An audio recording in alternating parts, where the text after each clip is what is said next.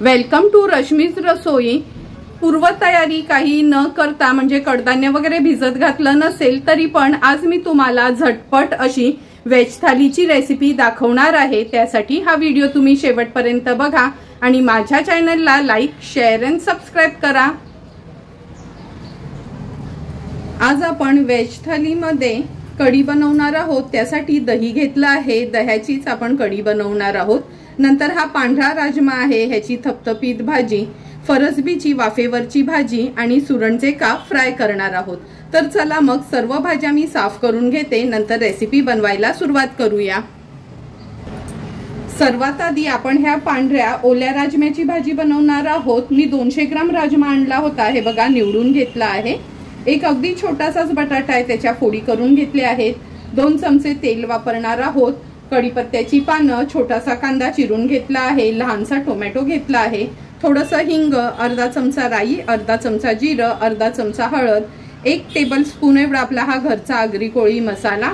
नंतर या भाजीसाठी अगदी 2 मोठे चमचे सुकं खोबरं खिसून भाजून घेतलंय, लसणाच्या पाकळ्या, आल्याचा तुकडा असं हे वाटण वाटून घेतलं आहे आणि चवीप्रमाणे मीठ वापरणार आहोत। तर चला मग ओल्या राजम्याची भाजी बनवायला सुरुवात करूया।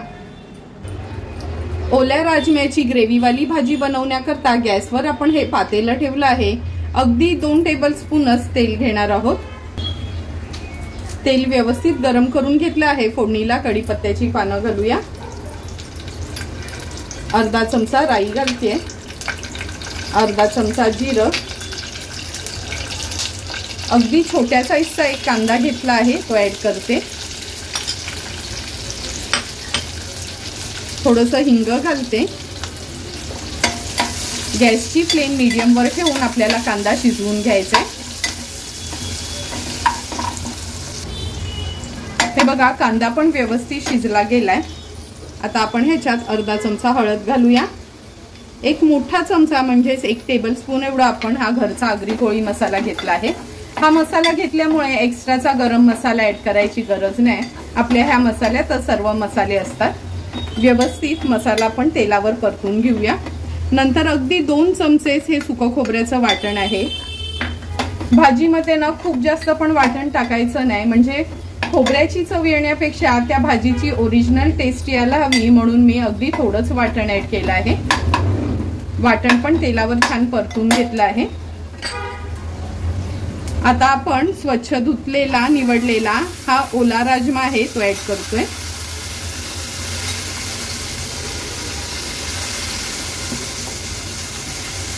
एका बटाट्याच्या फोडी करून घेतल्या आहेत, त्या देखील ऍड करते। बटाटा टोटली ऑप्शनल आहे, तुम्ही जर खात नसाल बटाट नाही घातलं तरी चालेल। आमच्या आगरी कोळी पद्धतीतनं प्रत्येक भाजीत बटाटा असतंच, म्हणून मी एकच बटाटा घातला आहे। व्यवस्थित भाजी मिक्स करून घेते।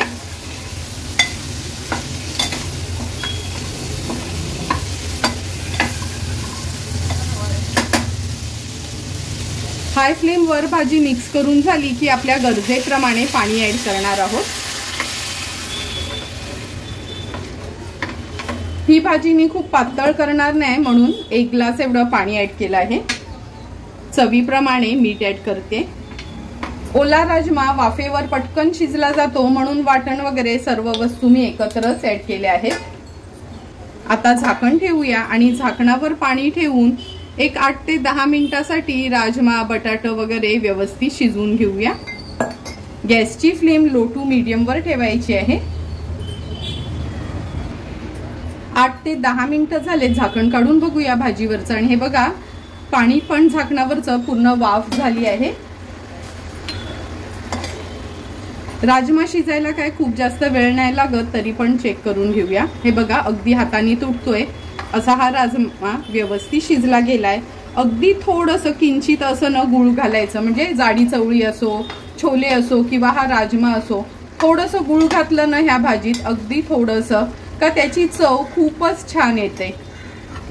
हे बघा हाय फ्लेम वर आता आपण एक छानशी उकळी काढून घेऊया। 1 मिनिटभर झाला आहे, भाजीला पण छान उकळी आली आहे आणि गुळ पण व्यवस्थित मेल्ट झाला आहे। सुंदर आणि झटपट अशी आपली ही ओल्या राजमाची भाजी तयार झाली आहे। थोडीशी कोथिंबीर ऍड करते।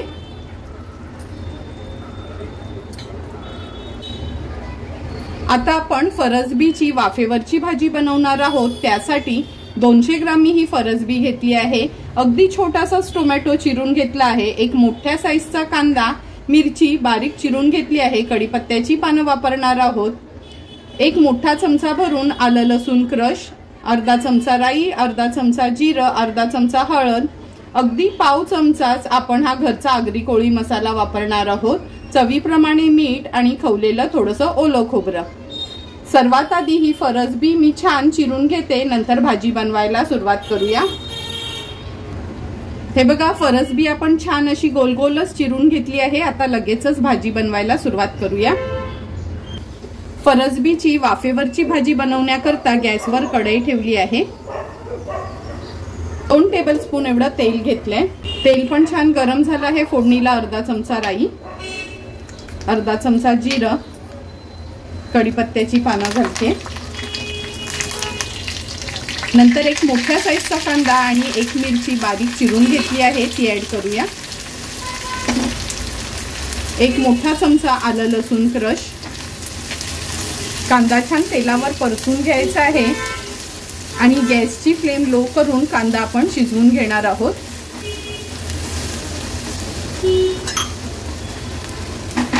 कांदा झटपट शिजण्याकरता झाकण ठेवते। 2 मिनिटं झालेत, आपण कांदा शिजत ठेवला होता। हे बघा, असं झाकण ठेवून कांदा शिजवला ना का तेल पण छान सुटतं आणि कांदा पण झटपट शिजला जातो। आता आपण ह्याच्यात अर्धा चमचा हळद घालणार आहोत आणि अगदी पाव चमचाच आपण हा घरचा आगरी कोळी मसाला घेतला आहे। आता आपण राजमाची भाजी थोडी स्पायसी बनवली आहे, म्हणून ही फरसबीची भाजी ना अगदी हलकी फुलकी अशी बनवायची, म्हणजे भाजीची ओरिजिनल टेस्ट पण लागते आणि चवीला पण भाजी खूप सुंदर लागते। हळद आणि मसाला तेलावर छान परतून घेतला आहे। आता ही चिरून घेतलेली फरसबी ऍड करूया। मी अशी नाही गोल गोलच छोटीशी अशी ही भाजी चिरून घेते, म्हणजे दिसायला पण चांगली लागते आणि खायला पण छान वाटते। भाजी व्यवस्थित मसाल्यांमध्ये परतून घ्यायची।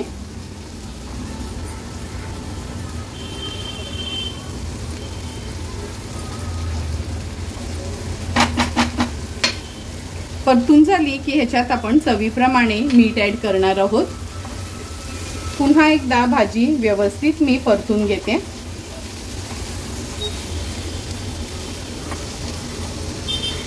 आता आपण ह्याच्यावर झाकण ठेवूया आणि 2 ते 3 मिनिटांसाठी लो टू मीडियम फ्लेमवर वाफ काढून घ्यायची आहे। लक्षात ठेवा, थेंबभरही पाणी घालायचं नाही ह्या ओल्या भाजीमध्ये। 2 ते 3 मिनिटं झाले, झाकण काढून बघूया आपण भाजी। हे बघा, कसं 2 ते 3 मिनिटातच भाजीला छान असं तेल सुटलं आहे। म्हणून कधीही कोणतीही आपली ही ओली भाजी असू दे, म्हणजे घेवडा असो गवार असो, थोडंही पाणी घालायचं नाही, तरच या भाजी खूप टेस्टी लागतात। व्यवस्थित मिक्स करून घेतली आहे आणि फरसबी अशी गोल गोल कापली ना का शिजायला पण वेळ लागत नाही। अर्धाच टोमॅटो घेतला आहे मी याच्यात, तो ऍड करते आणि व्यवस्थित मिक्स करून घेते।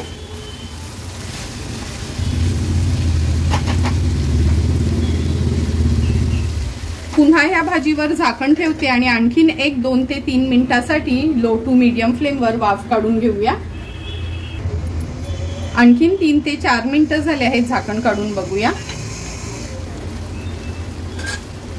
तुम्ही बघू शकता, हे बघा किती सुंदर आणि झटपट वाफेवरची आपली ही फरसबीची भाजी तयार झाली आहे।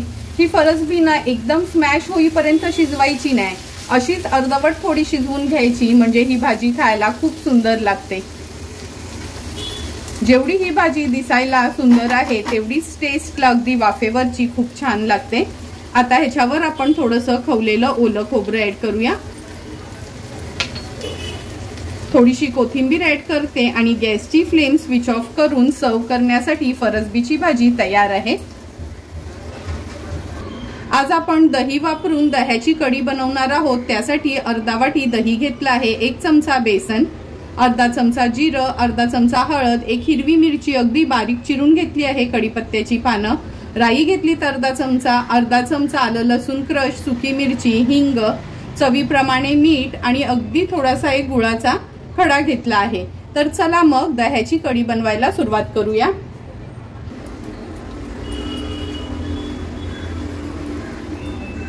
सर्वात आधी या बोलमध्ये मी हे दही काढून घेते। ह्या दह्यामध्ये चमचाभर आपण बेसन पीठ घेणार आहोत। दही आणि बेसन पीठ छान एकजीव करून घ्यायचे।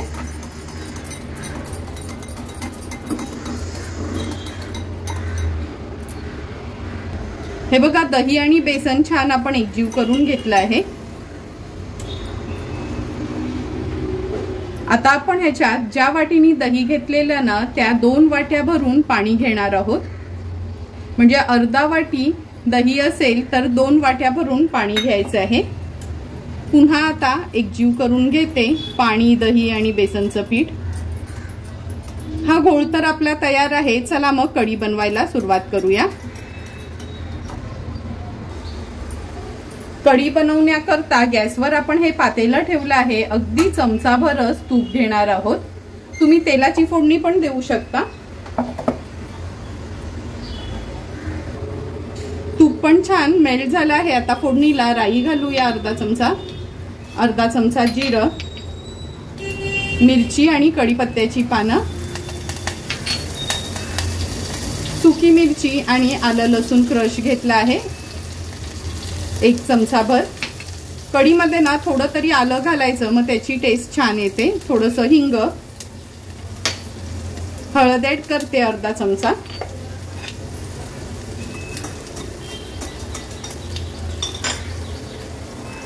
फोडणी व्यवस्थित आपल्याला परतून घ्यायची आहे। आता आपण हे दही आणि बेसनचा घोळ जो केलाय तो ऍड करणार आहोत।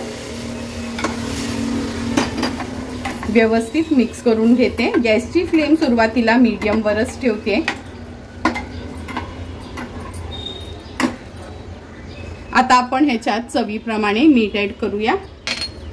नंतर अर्धा चमचा एवढं गूळ घेतलं आहे। कधी ना कढीमध्ये गूळ किंवा साखर आवर्जून वापरायचं, मग कढीची टेस्ट छान आंबट, तिखट, गोड अशी येते। आता उकळी येईपर्यंत ह्याला छान मी कंटिन्यू असं स्टर करणार आहे, म्हणजे ढवळून घ्यायचं आहे।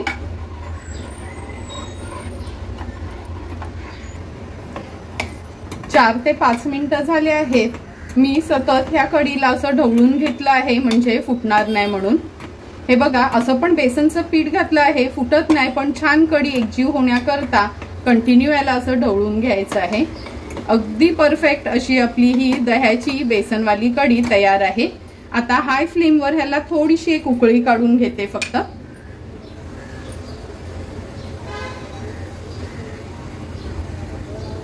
हे बघा, कढीला पण छान उकळी आली आहे। कसा सुरेख रंग आला आहे आणि टेस्टला पण अगदी सुंदर अशी आपली आंबट, तिखट, गोड कढी तयार आहे। थोड्याशा कोथिंबिरीने ह्याला गार्निश करून घेऊया।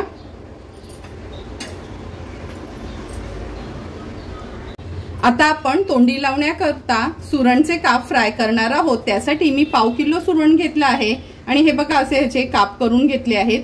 सर्वात आधी हा सुरण आपण उकडवून घेऊया।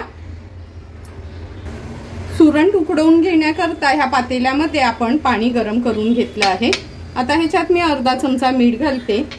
आणि सर्वांनाच माहिती आहे सुरण कधी कधी खाजरा असतो, म्हणजे थोडा खवखवतो, म्हणून 1 ते 2 ही कोकमाची टापा आपण ह्या पाण्यात ऍड करणार आहोत।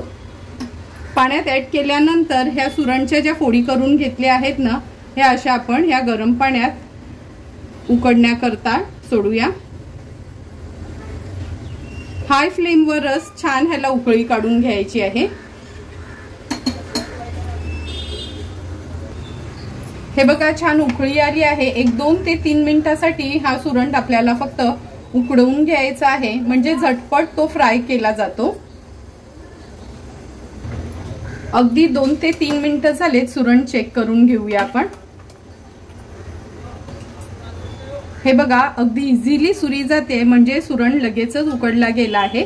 आता गॅसची फ्लेम स्विच ऑफ करूया आणि हा सुरण एका प्लेटमध्ये मी काढून घेते।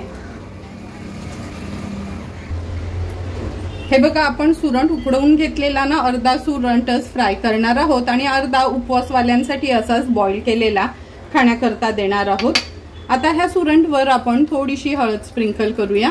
अर्धा चमचा एवढीच हळद घेतली आहे। अर्धा चमचा आपला हा घरचा मसाला,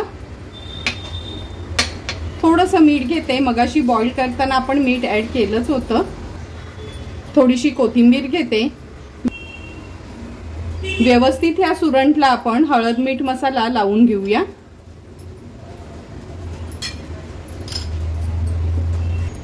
हे बघा सुरणच्या फोडींना छान हळद मीठ मसाला लावून घेतला आहे आणि एका इथे आपण अगदी बारीक रवा घेतला आहे। या रव्यामध्ये घोळून आपण हे सुरणचे काप फ्राय करणार आहोत। सर्व काप मी असेच रवा लावून घेते। हे बघा सर्व सुरणच्या फोडींना रवा लावून घेतला आहे आणि पॅन पण गरम झाला आहे। आता ह्या पॅन मध्ये तेल घेते। जसं मच्छी तळायसाठी आपण तेल वापरतो ना, तसंच थोडंसंच तेल घ्यायचंय। खूप जास्त तेलाचा पण नाही वापर करायचा, कारण का आपण ह्या सुरणच्या फोडी आहोत ना त्या शॅलो फ्राय करणार आहोत। पॅन पण छान गरम झाला आहे, तेल पण गरम आहे। एक एक करून ह्या सुरणच्या फोडी आहेत त्या मी पॅन मध्ये सोडते।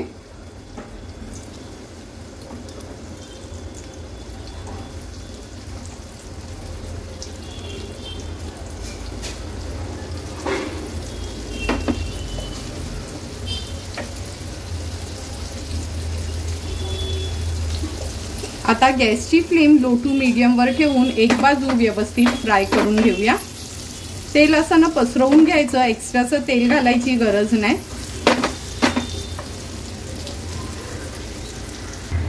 अगदी 1-1.5 मिनिट झाला आहे आपण हा सुरण फ्राय करत ठेवला होता। आता एक एक करून पलटून घेऊया। हे बघा किती सुंदर दिसतोय, अगदी मच्छी फ्राय करतोय असा छान सुगंध घरात पसरला आहे आणि कमी तेलावरच तळला ना का हा सुरण छान लागतो खायला, म्हणजे खूप ऑइली वगैरे वाटत नाही। आता ही मागची बाजू पण आणखीन 1-1.5 मिनिटासाठी मीडियम फ्लेम वर फ्राय करून घेऊया। आणखीन 1.5 ते 2 मिनिटं झालेत। आता पुन्हा हा सुरण पलटून घेऊया। तुम्ही बघू शकता मागच्या बाजूनी पण अगदी परफेक्ट असा हा सुरण 2 चमचे तेलातच फ्राय करून झाला आहे। खूप दिवस कंटिन्यू उपवास असले तर मुलांसाठी अगदी मच्छीची उणीव भासू नये म्हणून आपण हा सुरण तळला आहे।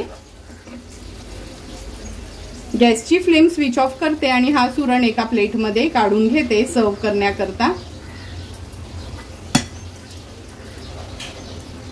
फ्राय झालेला सुरण आपण ह्या प्लेट मध्ये काढून घेणार आहोत। हे बघा अगदी कमी तेलावरच वरना क्रिस्पी आतून सॉफ्ट असा आपला हा सुरण फ्राय तयार आहे।